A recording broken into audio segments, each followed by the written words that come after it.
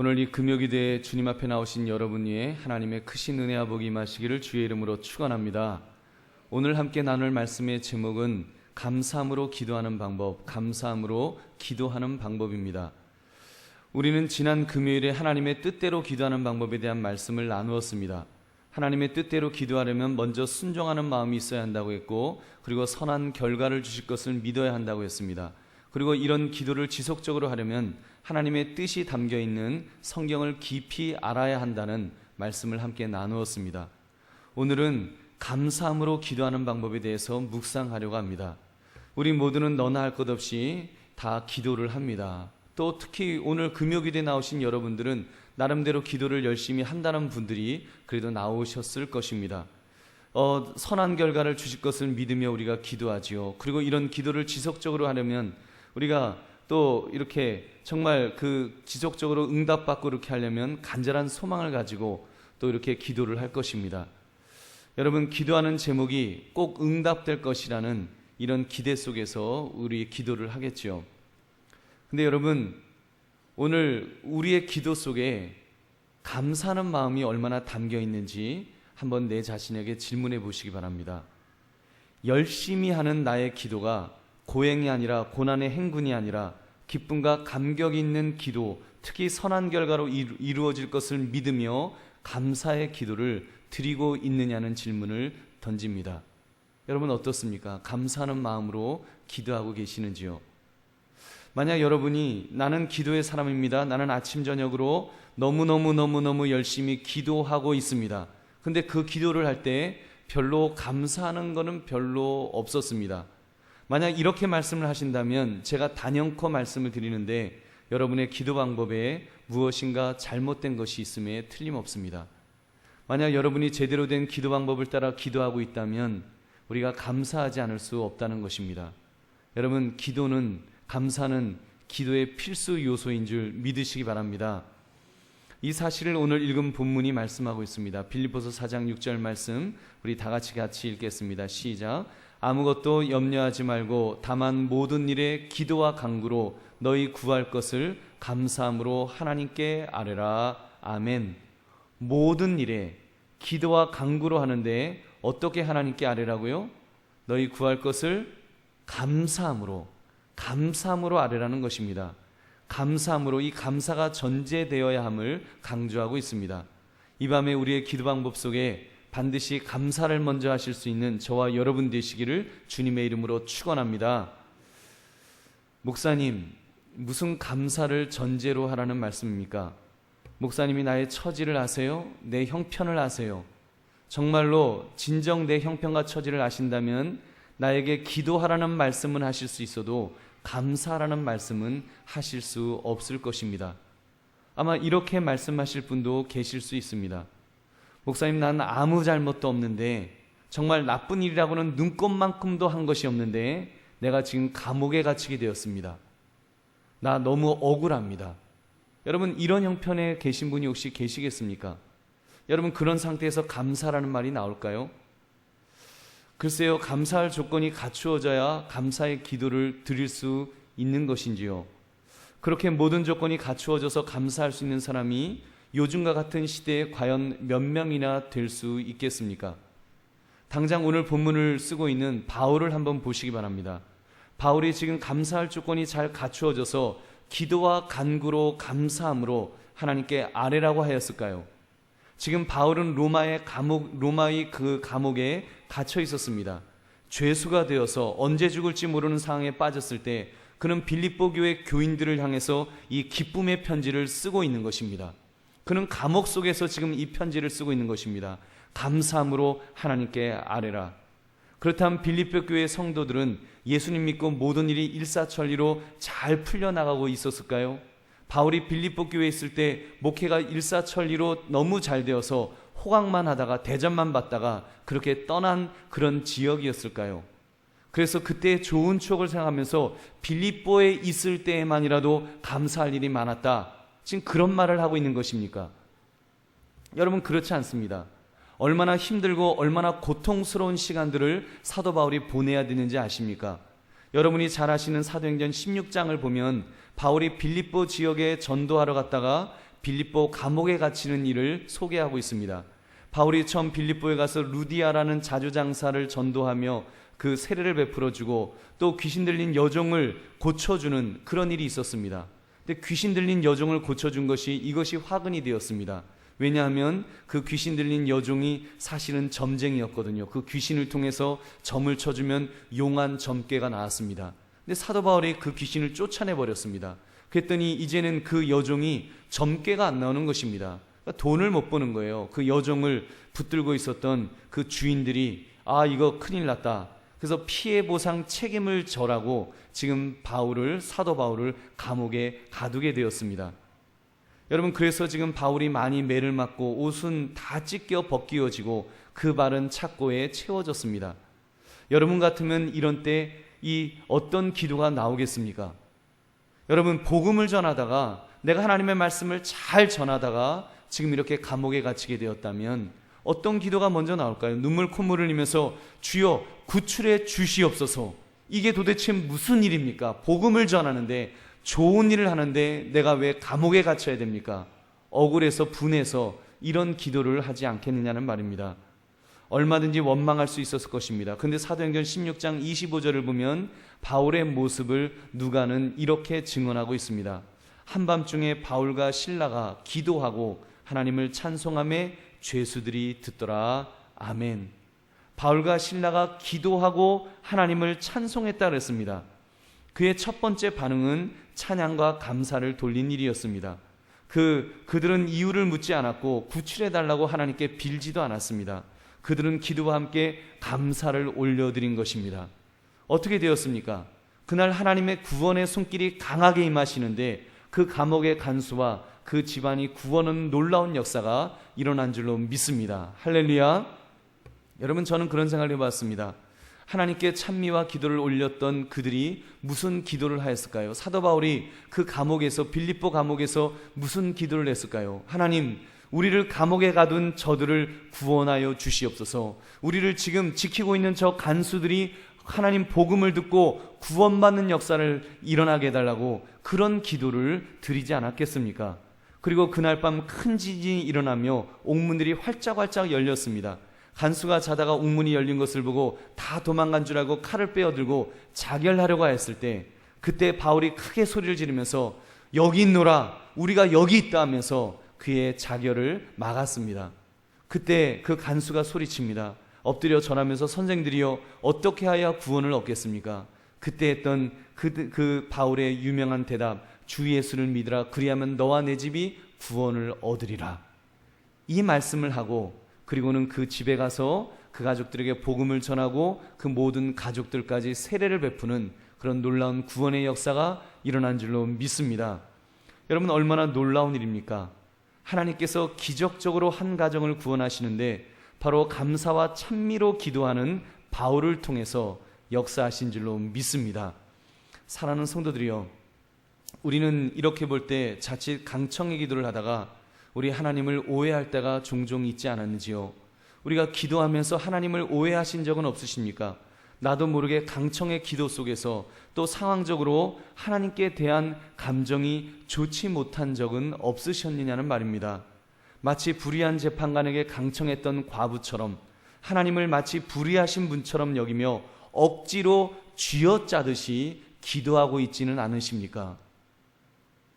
여러분, 어떻습니까? 내 속에서 기도하면서 감사가 만약에 부족하다면 내가 지금 쥐어짜는 기도를 하고 있지 않냐는 거예요. 나도 모르게 감사하는 마음에 너무 인색하게 하나님께 기도하고 있지는 않느냐는 말입니다.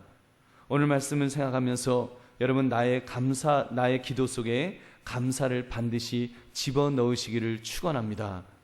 여러분, 감사를 집어넣어야 됩니다. 세 가지를 권면합니다. 첫째, 항상 감사한 마음으로 기도합시다. 데살로니가전서 5장 16절부터 18절을 보면 이렇게 말씀합니다. 항상 기뻐하라, 쉬지 말고 기도하라, 범사에 감사하라. 이것이 그리스도 예수 안에서 너희를 향하신 하나님의 뜻이니라. 이 세 구절의 공통점을 보면요, 항상, 쉬지 말고, 범사에, 하여튼 계속하라는 것입니다. 그렇다면 우리가 모두 멈추지 말고 계속돼야 한다는 것인데, 우리가 기도할 때에도 우리가 기뻐하는 것, 우리가 기도할 때에도 우리가 감사하는 것, 감사를 멈추지 말아야 한다는 것입니다. 우리가 여러분 감사할 때, 우리가 기도할 때 이 감사한 마음, 이것을 우리가 빼고서 만약에 기도한다면 우리의 기도에 무엇인가 부족한 것이 있다는 것입니다. 사랑하는 성도님들, 범사에 감사하는 거 쉽지 않습니다. 항상 기뻐하는 것도 쉽지 않습니다. 그러나 우리는 하나님 때문에 우리는 그렇게 감사하며 기도해야 될 줄은 믿습니다. 여러분, 우리 의식적으로 그렇게 해야 됩니다. 왜냐하면 하나님께서 그런 기도를 좋아하시기 때문입니다. 하나님의 뜻이니라. 여러분, 정말입니다. 하나님께서는요, 우리가 기도하면서 감사하는 마음으로 기도하는 것을 좋아하세요. 여러분, 우리는 실제 항상 감사한 마음으로 기도할 수 있습니다. 하나님께서 우리를 그렇게 만들어 주셨어요. 여러분, 우리가 누구입니까? 저와 여러분은 하나님의 자녀가 아닙니까? 하나님께서 아들의 피값을 주고 사신 하나님의 자녀들입니다. 우리가 기도할 수 있다는 것은 하나님의 자녀가 되었기 때문에 기도할 수 있는 것입니다. 하나님께서 우리를 자녀로 만들어 주셨기 때문에 기도할 수 있는 것입니다. 그래서 우리는 하나님을 바라보는데 불의한 재판관으로 바라보는 것이 아니라 우리에게 정말 좋은 것으로 주시기를 원하시는 좋으신 하나님 아버지로 바라보면서 기도해야 되는 것입니다. 그렇다면 여러분, 나의 기도 속에 감사하는 마음은 기본으로 있어야 되지 않겠습니까? 로마서 8장 32절은 이렇게 말씀합니다.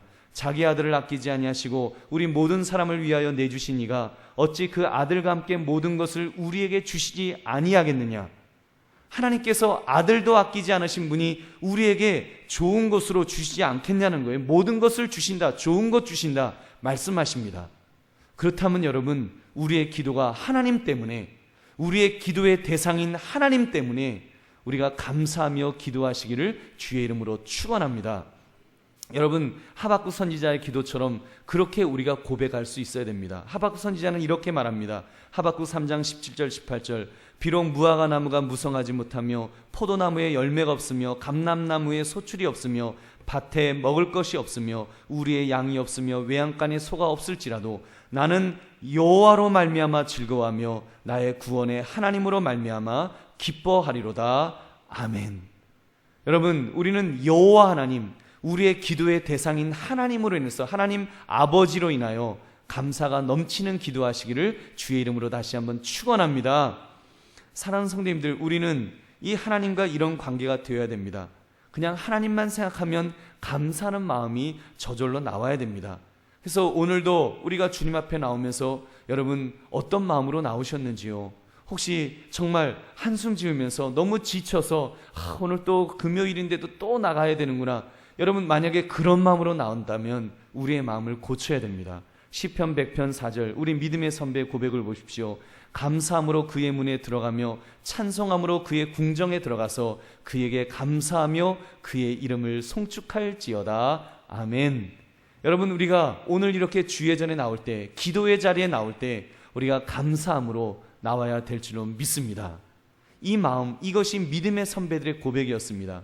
이런 관계가 되어야 하나님이 우리의 기도를 기뻐하지 않으시겠습니까?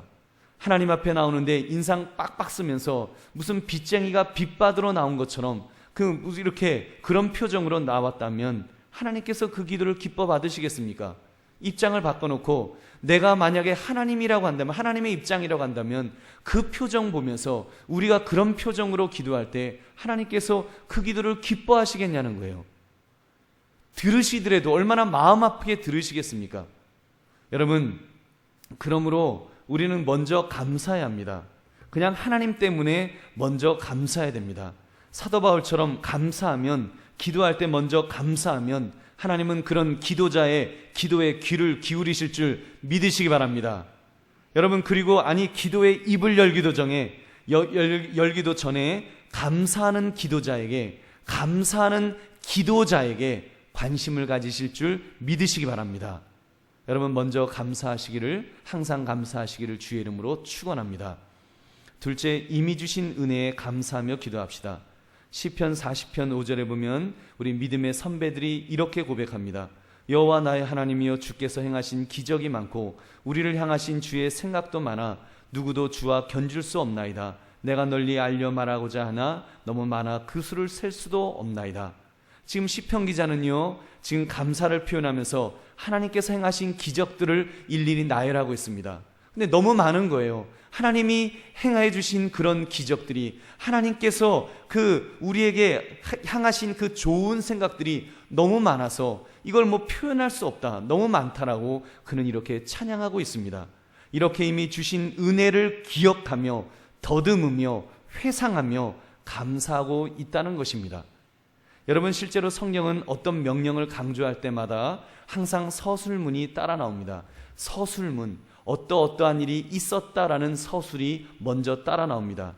십계명이 그런 식이었습니다. 여러분, 십계명을 자세히 보시면은 내 앞에 다른 신을 두지 마라, 이런 명령을 하시기 전에 하나님이 어떤 분이신지, 하나님께서 어떻게 이스라엘 백성들을 이끌어내셨는지 그 서술을 하고 있습니다. 역사적인 서술, 하나님께서 이러한 일들을 미리 은혜를 베푸셨다는 것을 먼저 말합니다.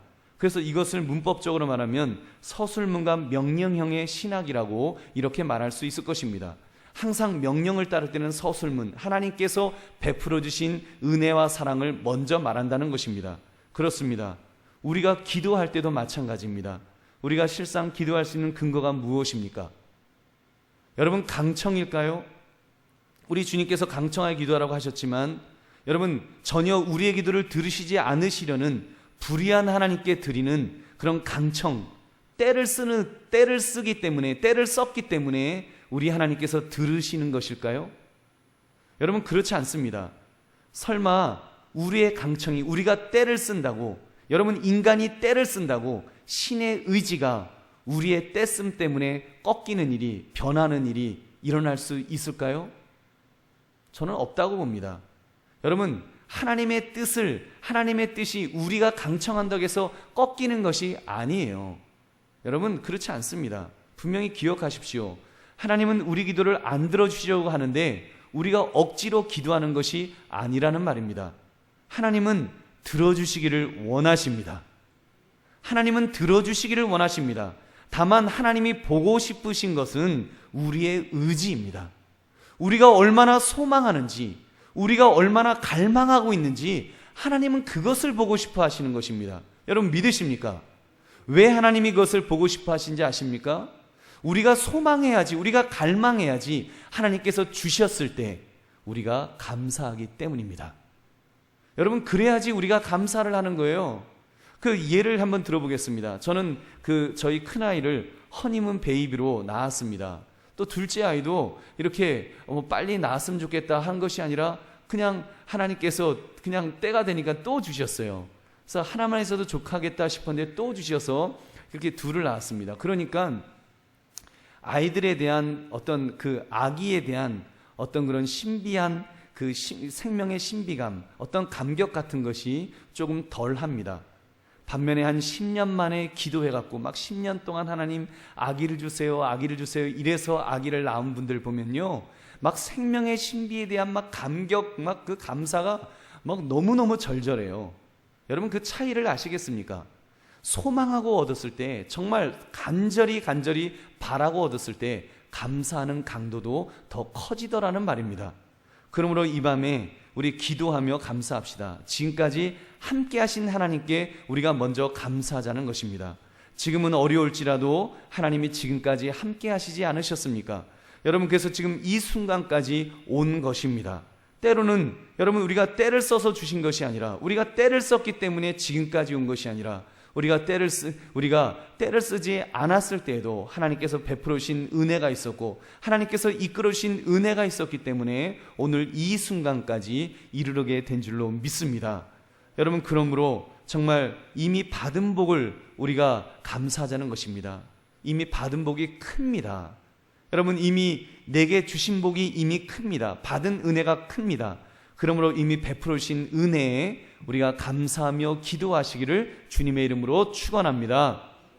세 번째는 주실 은혜를 먼저 감사하며 기도합시다. 여러분, 믿음이 무엇입니까? 첫 번째, 두 번째 말씀도 믿음이지만 그 주신 것에 대해서 감사하는 것도 믿음이지만 진짜 좋은 믿음은 이 세 번째, 주실 은혜를 먼저 감사하며 기도하는 것이 진짜 믿음입니다. 여러분, 성경은 믿음을 이렇게 말하죠. 히브리서 11장 1절을 보면 믿음은 바라는 것들의 실상이요 보이지 않는 것들의 증거라고 했습니다. 믿음은 바라는 것이지 실상은 아닙니다. 믿음은 보이지 않는 것을 보는 것 같이 보는 것이지 실제 보이기 때문에 보는 것이 아닙니다. 그렇다면 믿음의 사람은 아직 주시지 않았으나 주실 은혜를 미리 감사할 수 있지 않을까요? 여러분, 감사할 수 있지 않겠습니까? 믿음의 눈으로 본다면 우리가 기도하면서 주실 은혜에 먼저 감사할 수 있지 않겠느냐는 말입니다. 시편 50편을 보면 다윗이 일촉즉발의 위기 상황에서 기도하는 모습이 나옵니다. 이때 다윗은 기도하며 담대할 수 있었는데 그것은 믿고 감사하는 신앙이 있었기 때문입니다. 그는 먼저 믿고 감사했습니다. 구체적인 응답이 있어서가 아니라 선하게 이끌어 주실 하나님을 바라보면서 그는 먼저 감사합니다. 그는 먼저 하나님 나와 함께 하실 줄 믿습니다. 그래서 내가 담대하겠습니다. 그렇게 나아가는 것입니다. 이것이 바로 믿음의 사람의 모습인 것입니다. 여러분, 이것이 얼마나 중요합니까? 여러분은 어떤 신앙을 가지고 있으십니까? 혹시 받고도 감사하지 않는 신앙은 아니신지요? 여러분, 이 세 번째 신앙은 둘째치고 받고도 감사하지 못하는 신앙, 여러분, 그런 어리석은 신앙인이 얼마나 많은지 모릅니다. 그래서 감사가 너무 인색합니다.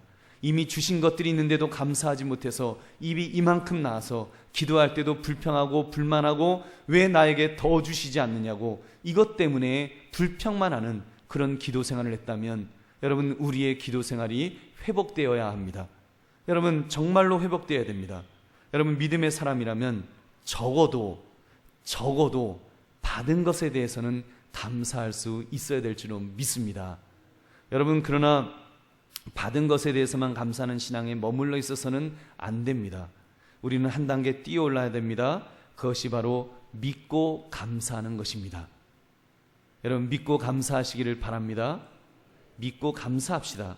우리 예수님께서 무엇이라고 하셨습니까? 기도할 때 마가복음 11장 24절을 보니까 그러므로 내가 너에게 말하노니 무엇이든지 기도하고 구하는 것은 받은 줄로 믿으라. 그리하면 너희에게 그대로 되리라. 아멘. 받은 줄로 믿기만 해도, 우리가 받은 줄로 믿기만 해도 우리 주님께서는 그대로 되리라고 말씀하셨습니다. 근데 우리가 받은 줄로 믿고 먼저 하나님 앞에 감사하면 여러분, 우리 하나님께서 기뻐하실 줄로 믿습니다. 여러분, 하나님께서 얼마나 기뻐하시겠습니까? 우리가 받은 줄로 믿고 감사하면서 주님 앞에 이렇게 기도할 때 우리 하나님께서 기뻐하시고 정말 우리에게 더 좋은 것으로 채워주실 줄로 믿습니다. 그러므로 주실 은혜를 먼저 감사하며 기도할 수 있는 저와 여러분 되시기를 주님의 이름으로 축원합니다. 말씀을 맺습니다. 이 밤에 하나님께 기도하며 여러분, 나의 그 기도를 점검할 수 있기를 바랍니다. 내 기도 속에, 내 기도 내용 속에 몇 마디의 감사가 있었는지, 기도의 비중 속에 몇 퍼센트의 그런 감사가 있었는지 한번 점검해 볼 수 있기를 바랍니다.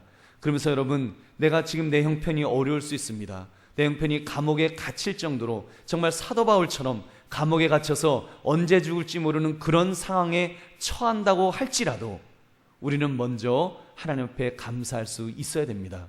왜냐하면 하나님 때문에 감사할 수 있는 것입니다. 왜냐하면 하나님께서 우리를 구원해 주셨기 때문에 감사할 수 있습니다. 왜냐하면 우리가 지금 죽어도 천국 갈 수 있기 때문에 우리는 정말 항상 감사할 수 있습니다.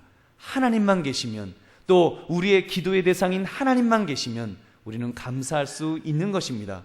그리고 이제는 주신 것에 대해서 짚어보면서 감사합시다. 이미 내게 베풀으신 은혜들이 있습니다. 오늘 내가 이 자리에 있을 수 있는 것, 지금까지 내가 이 자리에 앉아 있을 수 있는 것은 분명한 하나님의 은혜가 있기 때문입니다. 하나님께서 일용할 양식을 주시고 지금까지 붙들어 주셨기 때문에 이 자리에 있는 것입니다. 그렇다면 여러분, 주신 은혜에 먼저 감사합시다.